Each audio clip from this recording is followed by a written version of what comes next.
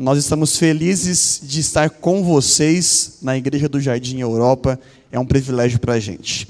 É muito bom estar aqui, porque nós não somos goianos, mas já nos consideramos. Eu só ainda não aprendi a fazer duas coisas. Vocês estão afiados, né? O piqui, né? Não é pequi, é piqui. O piqui ainda não teve jeito. E a gueroba também tá difícil, mas a gente vai chegar lá. Esse é o nosso terceiro ano aqui em Goiás, já são 3 anos aqui, uma terra abençoada, nós amamos morar aqui, nós somos natural do Paraná, e eu me lembro bem quando chegamos aqui em Goiás em 2019, nós trabalhamos 2 anos em Anápolis, e na primeira semana que nós estávamos aqui em Goiás, nós fomos para um restaurante, né, falando de comida, e eu sempre gostei muito de açafrão. E eu cheguei no restaurante, a gente começou a se servir na fila ali, eu olhei aquele arroz, um arroz branco e um arroz amarelinho. Eu falei, Daiane, açafrão. Enchi o prato, coloquei bastante. Quando eu coloquei na boca, amigo, o açafrão era um pouco diferente, viu? E eu acho que o trauma foi um pouco grande, aí eu estou tentando me acostumar ainda com o piqui, mas vai dar certo se Deus quiser. É um privilégio morar em Goiás, é uma terra, como eu disse, muito abençoada. Já eu falo para minha sogra, para minha mãe, enfim, né, falo assim, olha, a gente vai aonde Deus mandar, mas se a gente quiser, se Deus deve deixar a gente em Goiás, a gente fica tranquilamente. Eu ainda que não gosto de frio, nasci no Paraná, mas não gosto de frio, aqui é uma bênção. Prefiro o calor do que o frio, porque o frio também é cruel. Misericórdia. Mas é uma bênção, irmãos. Obrigado pelo privilégio. É uma alegria estarmos juntos. Aqueles também que estão em casa, que Deus te abençoe. A gente vai aprender juntos hoje. Vamos permitir que Deus mais uma vez fale no nosso coração. Iremos abrir a Bíblia. Eu convido você a pegar a sua Bíblia, seja ela física, digital. Nós vamos começar em um livro muito especial. E o livro é o livro do Apocalipse. Abra sua Bíblia no livro do Apocalipse, capítulo 1. O primeiro capítulo do livro do Apocalipse é a base para a nossa mensagem desta manhã, que tem como título Na Extremidade da Dor. Apocalipse, capítulo 1, versículo 1 até o versículo 4. Com a sua Bíblia aberta, por favor, me permita orar com vocês mais uma vez. Pai querido, obrigado, Senhor, pelo privilégio da vida e por saber que o Senhor é o nosso Deus e sempre vai ser. Não só nos criou, mas também nos mantém e nós somos gratos por isso. Obrigado pela alegria de servi-lo e nesse instante, mais uma vez, que a Tua palavra fale ao nosso coração, que o Espírito Santo ilumine a nossa vida.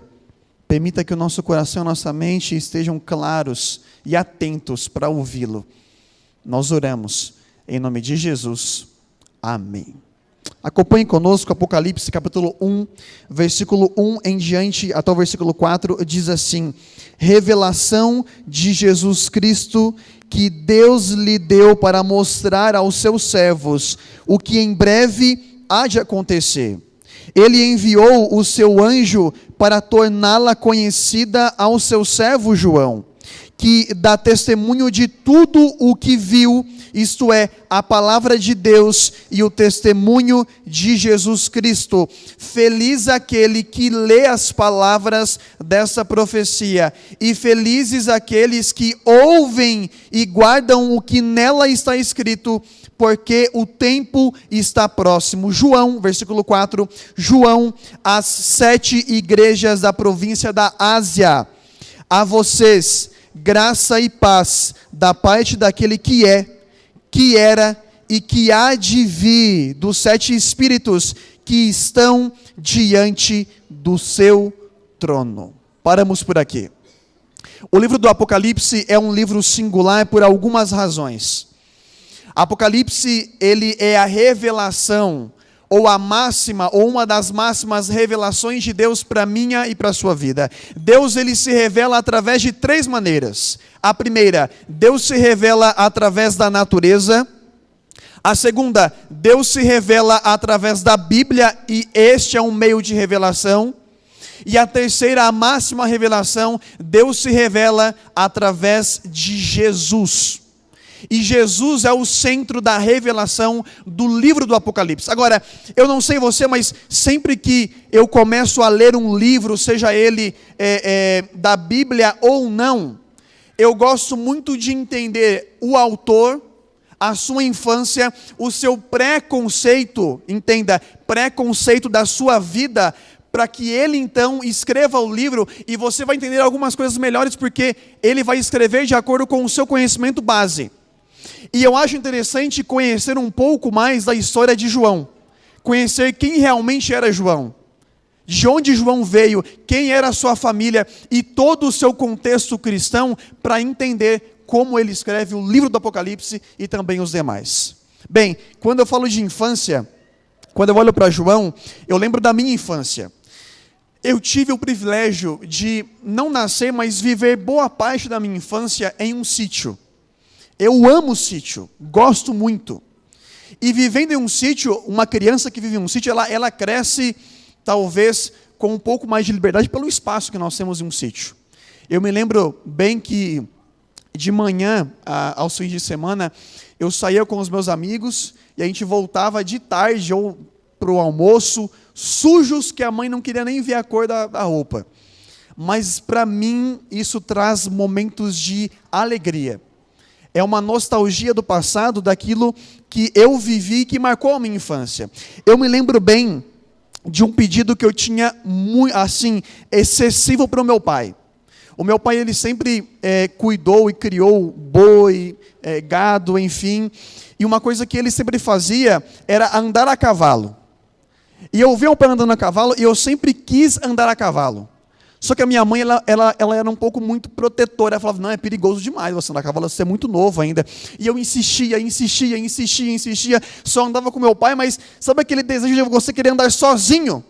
Ou ter o seu cavalo? Meu pai tinha o cavalo dele, mas eu queria ter o meu cavalo. E eu lembro quando eu tinha mais ou menos uns 9 anos, os meus amigos, eles combinavam todos os domingos de passear a cavalo. Marcava o horário, todo mundo se encontrava e iam. Só que eu tinha um problema. Eu não tinha cavalo, mas eu ia junto. No início, eu tinha uma bicicleta, todo mundo de cavalo e eu de bicicleta.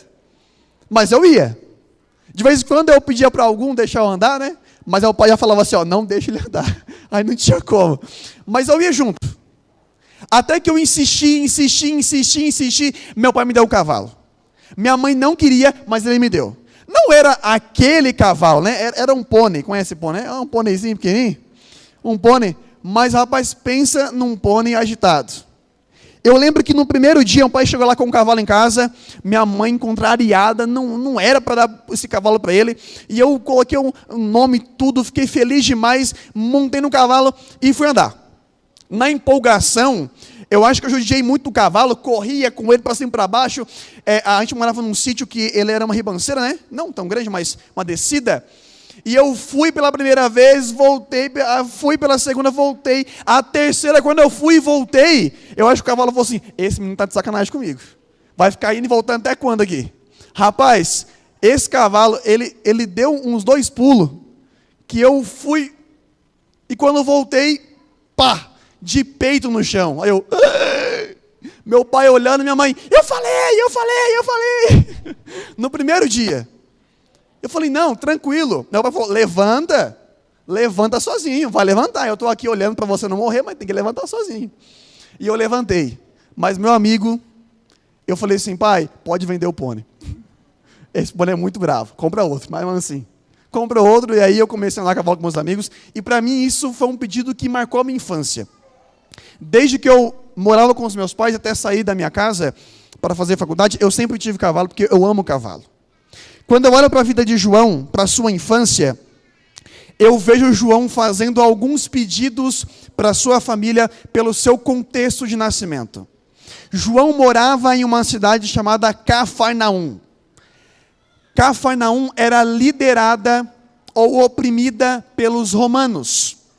E Cafarnaum era conhecida como o barril de pólvora. Por quê? Porque Cafarnaum odiava os romanos. pela opressão que eles faziam. Era de Cafarnaum que saíam os piores homens que iam até a capital para matar os romanos. E era muito comum os jovens daquela época pedirem aos pais armamento para matar os romanos. Eu fico imaginando o contexto em que João nasce, em um contexto de violência e extremo ódio contra aquele povo, contra os romanos. João nasce nesse contexto. Só que João, ele cresce. E ele cresceu junto com o povo com aquela esperança no coração de que o Messias viria. E o Messias iria libertá-los do jugo romano.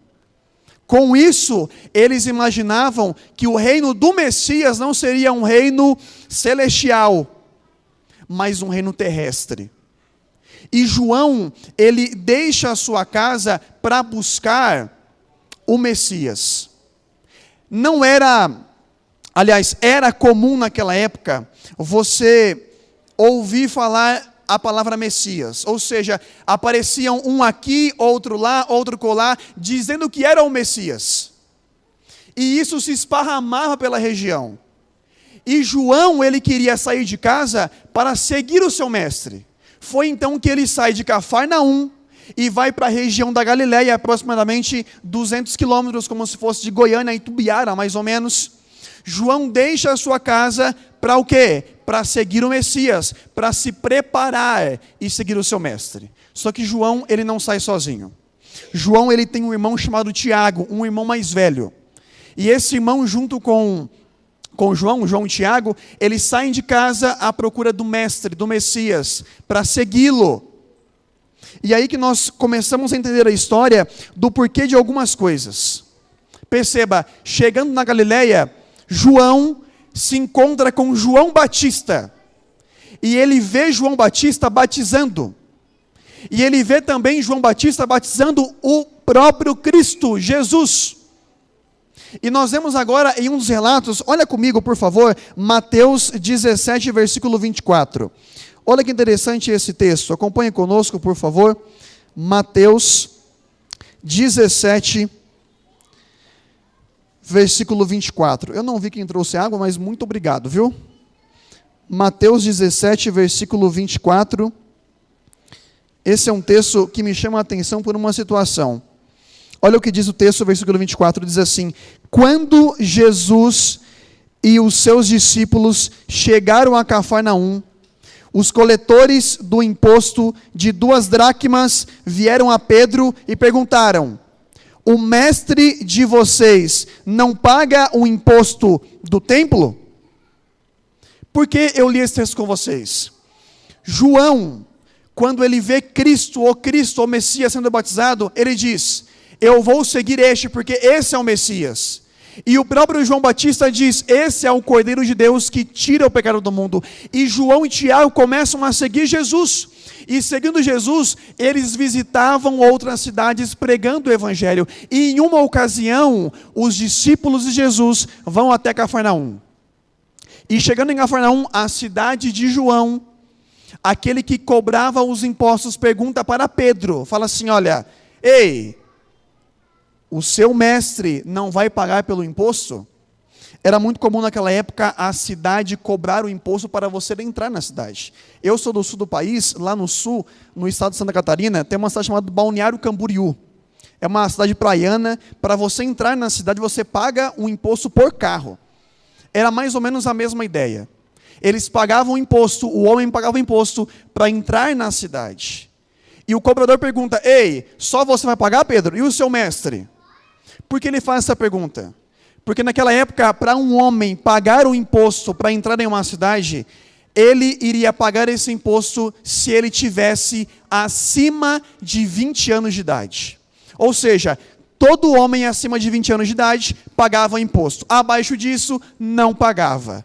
Se nessa ocasião, com Jesus e os discípulos, somente Pedro e Jesus pagam um imposto, isso nos diz que, uma hipótese, que dentre os discípulos, apenas Pedro tinha acima de 20 anos de idade. Os demais discípulos tinham abaixo de 20 anos de idade. Quem aqui tem menos de 20 anos ou 20 anos? Alguns. Vocês seriam, não os anciãos da igreja, não os outros líderes, nem eu, vocês seriam os discípulos de Jesus se fossem em nosso tempo. Cristo escolheu jovens para pregar o evangelho. A juventude, ela carrega em seu coração uma identidade. E essa identidade, ela passa de pai para filho, de igreja para subigreja, que cresce e aprende junto. João, quando você olha para uma outra característica, João, para que ele saia da sua casa, havia uma lei em Israel que o jovem só poderia sair da sua casa se ele tivesse no mínimo 15 anos de idade. Se João ele deixa a sua casa com no mínimo 15 anos de idade e ele não paga o imposto, assim como Pedro e Cristo pagaram, isso me diz uma hipótese em que João, nessa época, quando começa a seguir Jesus, ele tinha entre 15 e 20 anos de idade. Se você tem entre 15 e 20 anos de idade, você seria um tipo de João. Aquele que, o único dos discípulos, não morreria por outra situação, a não ser por, como a gente fala, morte morrida, por velhice. E um jovem que começa a seguir Jesus e seria logo depois o autor dos principais livros da Bíblia, o livro do Apocalipse. João, ele começa a andar com Cristo, e não só João, mas a sua família. Lembra de um episódio onde João, eles vão até uma cidade, os discípulos de Cristo, e a cidade rejeita a pregação dos discípulos de Jesus. Eles saem da cidade, e saindo de lá, João fala assim: Jesus, eu posso orar para que do céu caia fogo e consuma essa cidade. Esse é o discípulo do amor que nós pregamos. Um discípulo que queria matar a cidade inteira porque não aceitou o evangelho. Em outra ocasião, a mãe de João, ela diz assim para Jesus: Jesus, quando você estabelecer o seu reino aqui na terra, para nos livrar dos romanos, por favor, coloque à sua direita um filho meu, e à sua esquerda um outro filho, João e Tiago, ou Tiago e João, por ordem de idade. Você percebe como João era audacioso, e também a sua família. Pois bem, a gente consegue imaginar um panorama já. João, ele tinha entre 15 e 20 anos de idade. João, ele era um jovem. João, ele era audacioso. João, Jesus diz, né, é a ira, ou filho do trovão. João tem algumas características que nós conhecemos muito bem. Agora, será que João poderia ser parente de Jesus? Perceba esses 3 textos bíblicos, por favor, pessoal do som, da sonoplastia, pode colocar para a gente aqui, por favor, os 3 textos bíblicos. Eu coloquei aqui, amigos, para ficar mais didático, e para a gente conseguir comparar um pouco melhor os 3 textos, de uma cena que é muito conhecida. Cristo está sendo morto na cruz, e 3 evangelistas, inclusive João, relata esse momento. Deu certo? Ok, está aqui já. Olha o primeiro texto. Mateus 27, versículo 56. Diz assim, ó: entre elas, aos pés da cruz, estavam Maria Madalena, Maria, mãe de Tiago e de José, e a mulher de Zebedeu. A primeira descrição, Mateus, primeiro evangelista, diz assim. Olha o segundo agora, Marcos 15, versículo 40. Estavam também ali algumas mulheres observando de longe. Entre elas, ele repete, Maria Madalena. Ele repete de novo, Maria, mãe de Tiago, o menor. Por que Tiago o menor? Porque havia outro Tiago, Tiago, irmão de João. Maria, mãe de Tiago o menor e de José, e Salomé. Ou seja, Maria Madalena de Mateus repete em Marcos. Maria, mãe de Tiago e José, repete também em Marcos. Agora, Marcos, ele dá um nome à mulher de Zebedeu que Mateus cita. A mulher de Zebedeu se chama Salomé. E por fim, o próprio João 19, versículo 25 diz, e junto à cruz estavam a mãe de Jesus, Maria. Maria, agora ele inverte, né, a ordem. Maria, mulher de Cóplas. Cóplas era o pai, então, de Tiago e José. Ele vai repetir João, Maria Madalena, e por fim ele diz, a irmã da mãe de Jesus. Se a irmã da mãe de Jesus é Salomé, se Salomé é a esposa de Zebedeu, e se a Bíblia em sua genealogia diz que João era filho de Zebedeu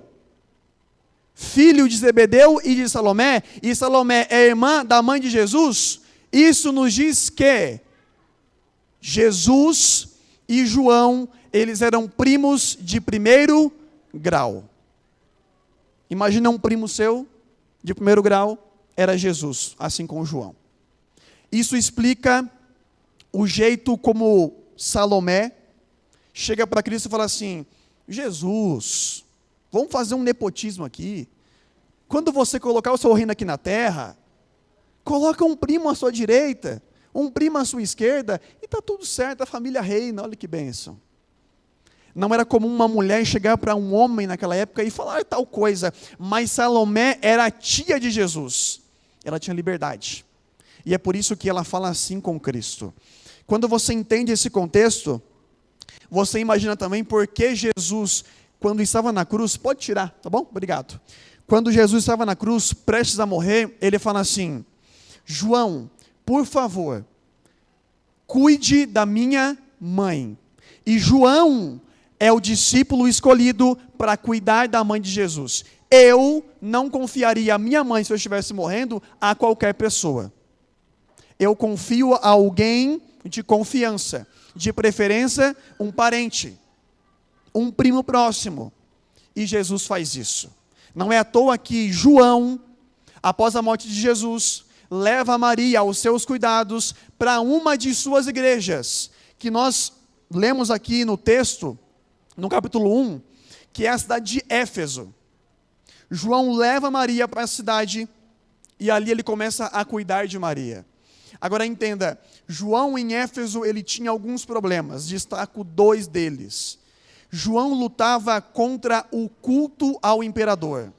Era muito comum as cidades cultuarem o imperador da época. E na época o imperador era Domiciano. E Domiciano era venerado, adorado como um deus pelas pessoas. E era comum quando o imperador morresse, a cidade ou o império divinizar o imperador. Mas Domiciano falou assim: não, comigo vai ser diferente.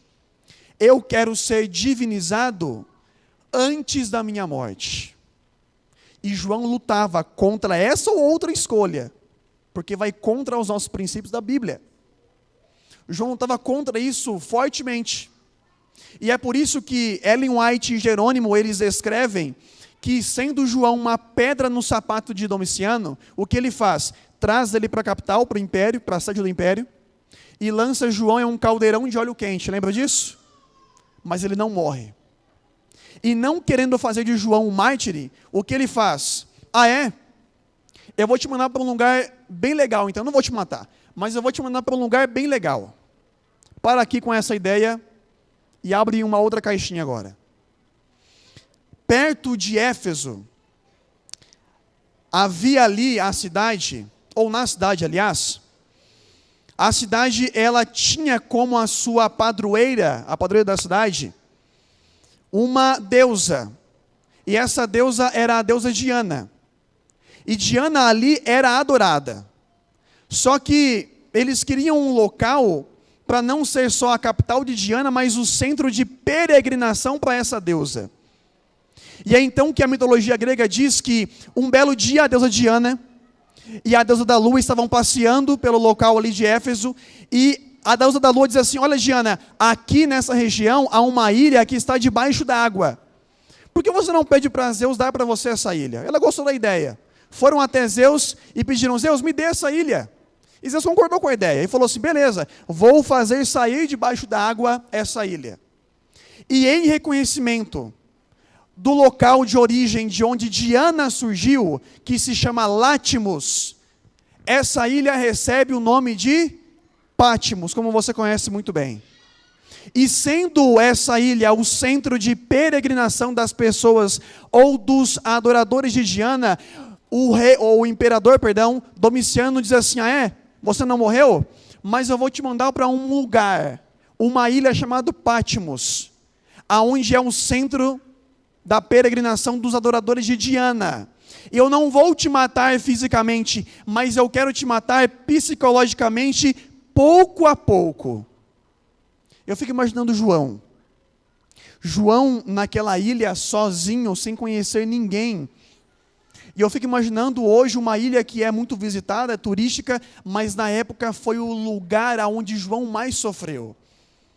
Eu fico imaginando João, quando ele subia as escadas da prisão, e ele conseguia ver o céu, talvez em um horário do dia, e ele conseguia ver a amplidão, ou horizonte, ele via o mar, ele via de longe a cidade que ele era o pastor.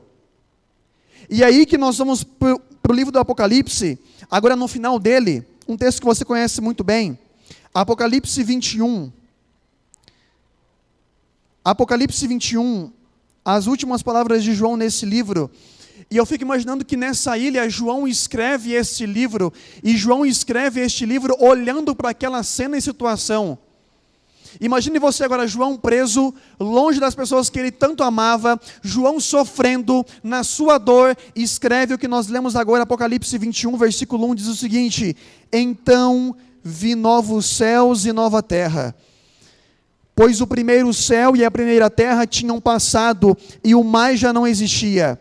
Vi a cidade santa, a nova Jerusalém, que descia dos céus da parte de Deus, preparada como uma noiva adornada para o seu marido. Ouvi, versículo 3, ouvi uma forte voz que vinha do trono e dizia: agora o tabernáculo de Deus está com os homens, com os quais ele viverá, eles serão os seus povos. O próprio Deus estará com eles, e ele será o seu Deus. E o último versículo você conhece muito bem, versículo 4, ele enxugará dos seus olhos toda lágrima. Não haverá mais morte, nem tristeza, nem choro, nem dor, pois a antiga ordem já passou. Eu posso ouvir um amém? É na extremidade da dor de João que ele teve as mais lindas visões que uma pessoa teve do céu. É na extremidade, ou foi na extremidade da dor de João, que ele escreve aquilo que hoje aquece o meu e o seu coração, a nossa esperança de ver o nosso Redentor voltando. Foi na extremidade de João, onde ele sofria e lembrava dos seus amados, que ele via o mar, e ele diz: no céu, o mar não vai mais existir. Eu amo o mar. E no céu vai ter mar. João queria dizer que no céu não vai ter a separação que o mar fazia dele naquele momento das pessoas que ele amava. Foi na extremidade de João, da sua dor, que ele teve o privilégio que talvez não teria por outra oportunidade, de talvez pregar para os soldados ou os guardas que estavam ali cuidando dele. Foi na sua extremidade que ele permitiu ser usado por Deus para alcançar o coração daquelas pessoas. Talvez não seja também o mesmo meio que Deus usa comigo e com você? Na nossa extremidade, na nossa dor, nos usarmos, aonde nós não vemos mais solução ou meio. E será que não é esse o momento de permitir que Deus nos use, mesmo em meio à dor, ao sofrimento, para que Ele alcance outro coração, através da minha e da sua vida? É na extremidade da dor que nós reforçamos a nossa aliança com o nosso Salvador. Eu termino com uma das mais lindas visões de Ellen White. João teve uma visão do céu, e Ellen White relata uma das suas visões que ela também teve do céu. Ela retrata, não foi ela que escreveu este livro, mas é uma compilação dos livros que ela, aliás, das páginas que ela escreve sobre o céu. Essa visão está num livro chamado Visões do Céu, um livro pequeno, de 100 páginas. E nesse livro, para mim, existe ali a mais linda visão e imaginação que nós vamos viver no céu, naquele momento com Jesus e com aqueles que nós amamos. A visão diz assim: ela conta que quando Jesus retornar, Ele vai voltar em grande glória, poder e majestade com os seus santos anjos. Aqueles que morreram em Cristo vão ressuscitar primeiro. Enquanto eu conto, imagina essa cena.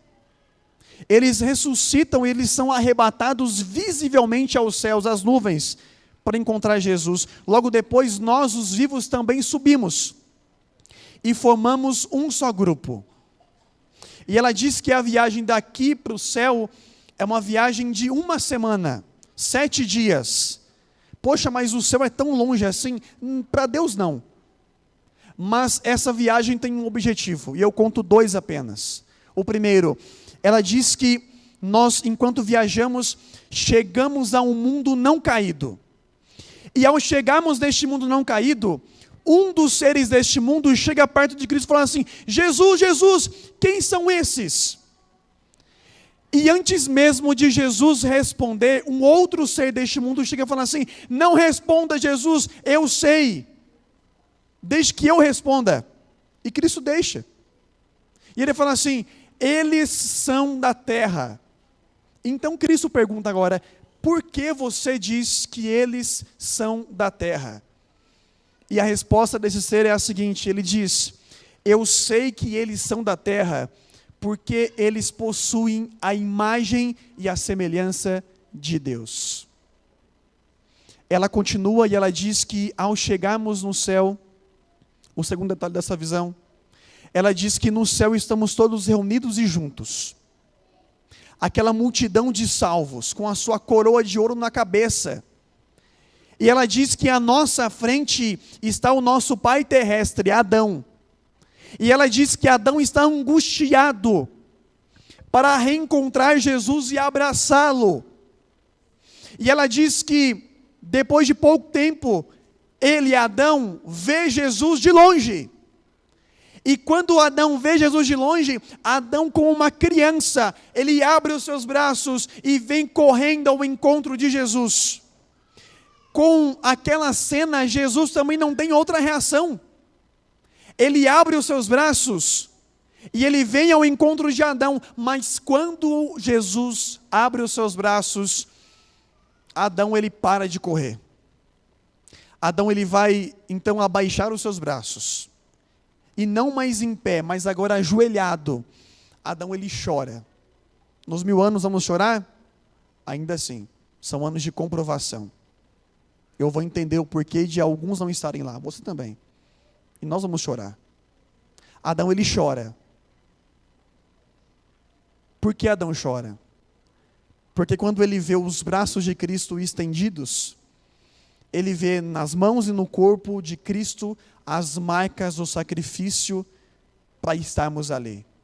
E Adão reconhece que nós não somos merecedores daquele lugar.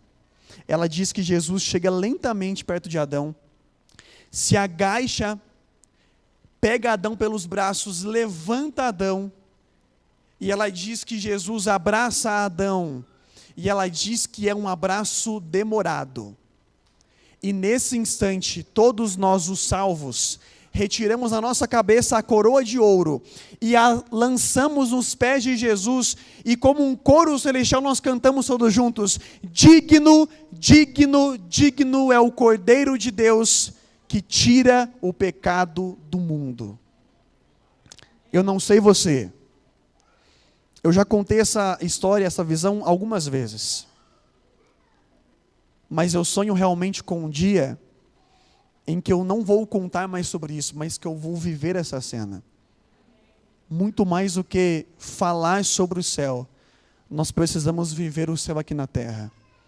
É na extremidade da sua dor, aonde você não vê mais solução, mais jeito, que Deus quer te usar para abençoar a vida de outra pessoa e para ser uma luz aonde você está plantado. Foi na extremidade da dor de João, aonde ele não via mais solução, pensava que era o fim, que Deus ainda o permitiu ter as mais lindas visões do céu e escrevê-la. E o que ele escreveu na sua dor, hoje para mim e para você, é esperança de saber que dias melhores virão, não neste mundo, mas na volta de Jesus. Você crê nisso? Pulsa em seu coração, arde o seu coração, quando você ouve ou fala da volta de Jesus? O nosso nome diz isso, nós somos adventistas, porque nós pregamos sobre o advento de Cristo. Nada mais neste mundo pode tomar o lugar de Deus ou da esperança da volta dele no meu e no seu coração. Ele está voltando. Nós cremos que seremos a geração que verá Cristo voltar. Por isso se prepare. Prepare a sua família para ver então muito em breve o nosso Redentor voltando.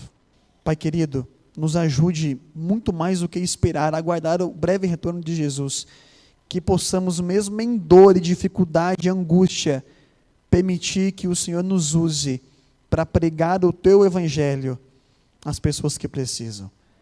Que como povo possamos nos unir, nos levantar, seja criança, jovem, adolescente, adulto, enfim, que juntos, todos juntos, que possamos todos nos unir rumo à Canaã celestial, e que muito mais do que falar disso, nós queremos, por favor, nos ajude, salva-nos hoje, e também a nossa família, oramos em nome de Jesus, amém.